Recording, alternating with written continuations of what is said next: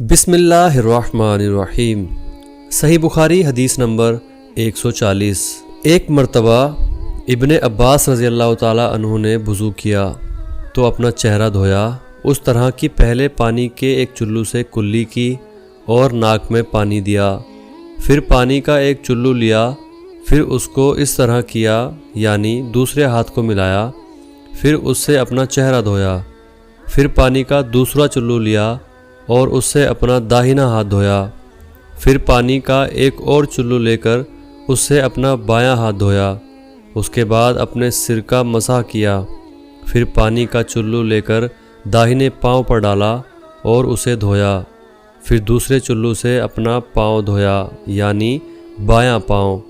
اس کے بعد کہا کہ میں نے رسول اللہ صلی اللہ تعالیٰ علیہ وآلہ وسلم کو اسی طرح وضو کرتے ہوئے دیکھا ہے۔